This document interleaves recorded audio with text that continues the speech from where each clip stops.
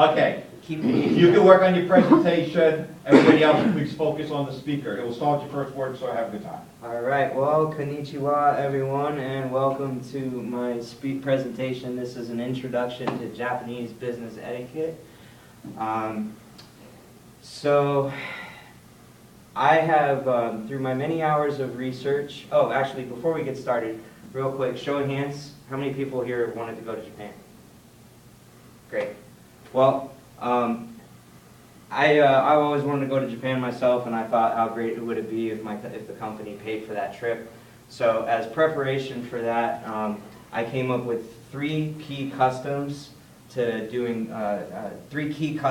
involve quite a bit of etiquette while doing business in Japan. Through my many hours of research on ediplomat.com, as well as japanguide.com, and an interview with my friend JP, who just returned from a 10-year mission trip in Japan, I've concluded that those key customs are gift giving, the meeting, and entertaining at a restaurant. So let's get our wrapping paper ready and go over the first slide here. This is gift giving. Now, gift giving is a very common practice in Japan. However, gifts are not expected while you're at the meeting. However, if you're going to give a gift, it is important to do it properly. When given an unwrapped gift, accept it, bow graciously, humbly, smile. When giving an unwrapped gift, it's important to throw a humble comment in, such as, "This is something of little significance." Wrapped gifts are to be opened in private. In general, the Japanese are a very private and reserved culture, so if they've gone to the effort of wrapping a gift for you, wait until you get to the hotel or on the plane to unwrap it. All right, so here we are. We're at the meeting, and we're meeting some of our Japanese counterparts for the first time. The first most important thing is bowing is the common greeting in Japan. Shaking hands is not. So if somebody offers you a handshake, be gentle. Don't make a lot of eye contact. They're not used to that. And seating is based on hierarchy, so don't just sit down anywhere.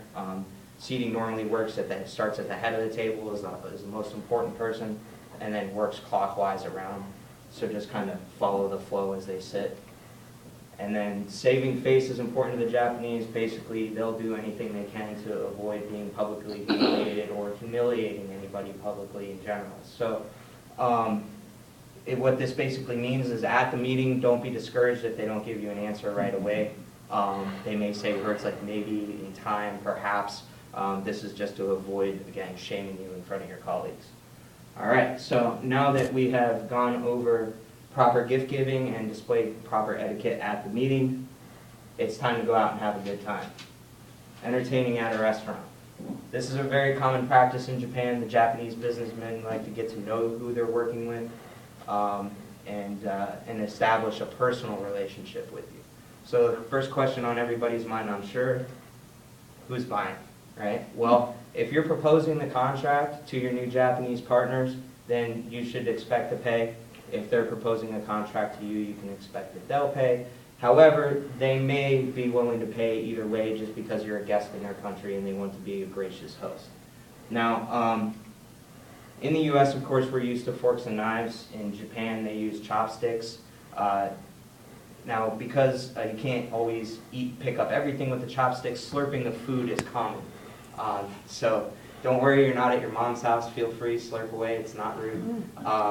But whatever you do, do not stab your chopsticks into the food. This has been seen as a symbol of aggression. It's also been, in past history, seen as a declaration of war. Now, drinking is an important part of the culture because of the saving face that we discussed earlier. This is the way that they unwind. In fact, in Japanese culture, rarely anything that's done while drinking is held against a person the next day. So they do like to have a good time, so enjoy that.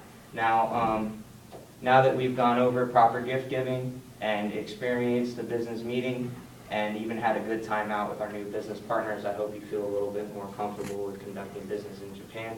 I thank you for listening and good luck with your trip. Thank you.